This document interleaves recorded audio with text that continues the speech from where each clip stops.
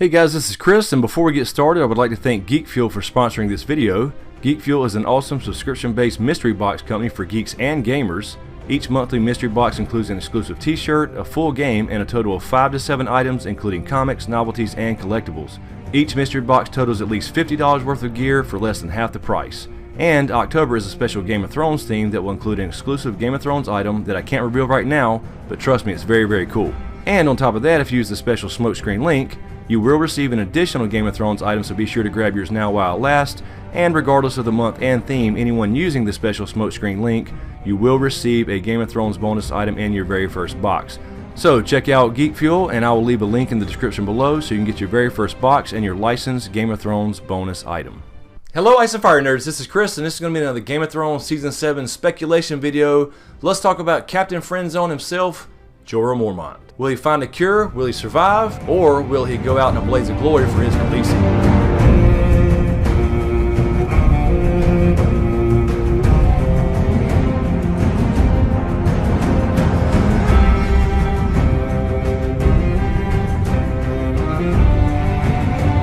Alright, so let's jump right in. Ian Glenn has been seen in Belfast. This is not really new news, and of course that's where we see most of the scenes that happen over in Westeros. Now this is not necessarily surprising because Dany is now on her way to Westeros. She has met up with the Dornish ships as well as Tyrell ships, so I'm thinking she's a lot closer to Westeros than we think, and she'll probably get there pretty quickly in Season 7. Pending some sort of sea battle with Euron, but I do think because she has already met up with the Dornish ships and Varys was on those ships with her on the way back, they probably met somewhere in the middle, so there perhaps may be a battle with Euron. That's another video entirely, but I'm not sure if he had time to build those 1,000 ships. But of course this is Dan and Dave and HBO, so their time frames don't quite fit reality a lot of the times. Anyway, the point being that it looks like we're going to see Jorah in Westeros, and of course Dany sent him off and commanded him to find a cure for his grayscale. Now one thing that's interesting about grayscale is it is curable sometimes in children, and of course we saw that in Shireen. They brought it to our attention early on when we met Shireen in Season 2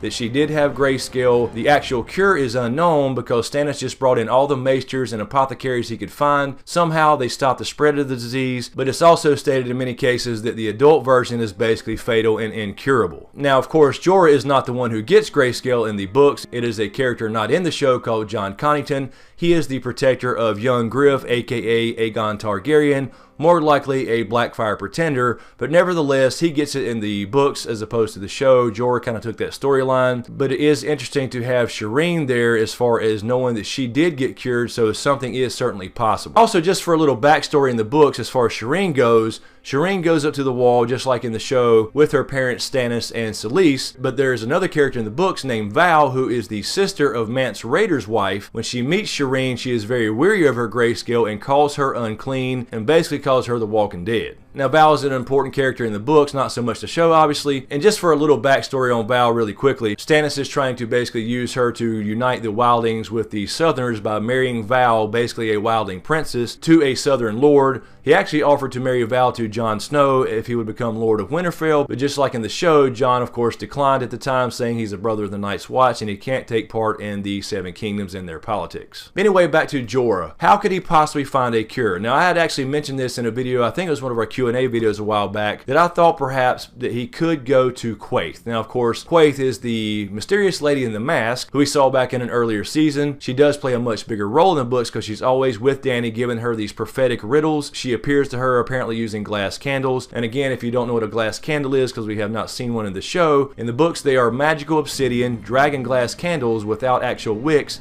They have to be lit by magic, and apparently somebody can use one of those to send messages to somebody across long distances and even enter their dreams, and apparently that's how Quaithe is sending messages to Dany throughout the books, using glass candles, so she doesn't actually have to be there to give her advice. Although she could be a little more straightforward. I never understood the whole riddle thing, but it's just for us book readers to try to figure shit out. Anyway, we had heavy foreshadowing that Jorah was going to be the one to get grayscale back in an earlier season when Dany and them met Quaithe in Qarth, and of course Quaithe was giving the tattoo to the man saying, Jorah the Andal. This man must sail past Old Valyria. All who travel too close to the doom must have protection. So if you were a book reader at the time, you probably picked up on that a little bit as far as the hint of somebody getting grayscale, although at that time we were unsure if we were going to see John Connington and young Griff. But anyway, as for the show, this is certainly a possibility because Jorah rode off to find a cure, and I'm sure he will actually listen to Dany and try to find a cure because he does want to be at her side. And somewhere in the back of his head, even though he's Captain Friendzone, there's still a chance. So you're telling me there's a chance?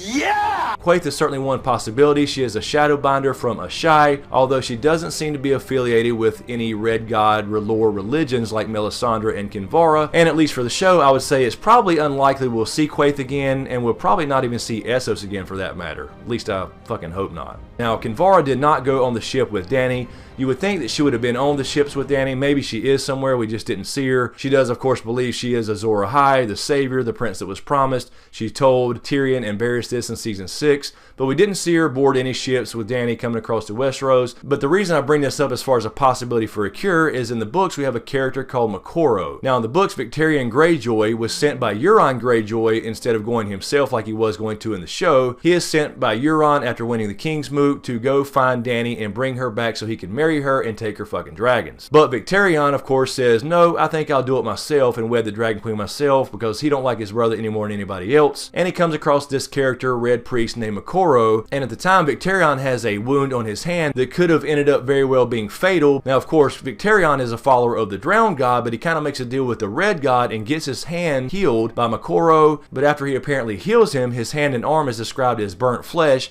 but it's also described as stronger than it ever was. So in fact, Moqorro did save his life, so that could very well happen to somebody like Jorah in the show. Maybe perhaps he's in Westeros, he comes across somebody like Melisandre, perhaps Thoros of Myr in the Riverlands, and some kind of red witch magic is performed to save Jorah's life as an adult with grayscale, so he can fight to live another day for his queen Dany, who's coming across the Narrow Sea as we speak, or as we film, or as they film. Now, with all that said, whether he could be healed by, some other means that we don't know about yet, some magic perhaps in the north, perhaps he goes back north and comes across, some remaining children of the forest, as he goes to House Mormont, of course, in Bear Island, which is way, way up north. Of course, we have the Melisandre option or Kinvara option, since they do like to combine characters, and there is no Moqorro in the show. And of course, bringing Quaithe back into the picture would be pretty cool to me to see him go back to the original person that foreshadowed him getting it in the first place. But personally, at this point, I don't think Jorah is actually going to find a cure. I certainly think he'll go out in a blaze of glory somehow by saving Dany in some way or doing something for her or to help her win a battle perhaps, or even the War for the Dawn. I think he will do something to help her one more time to serve his Khaleesi, the love of his life, but I think he will probably die doing it. And I do have a little Jorah theory that I'll talk about in A Dragon Raised by Wolves Part 3. But I could be wrong, so let me know what you think in the comments below.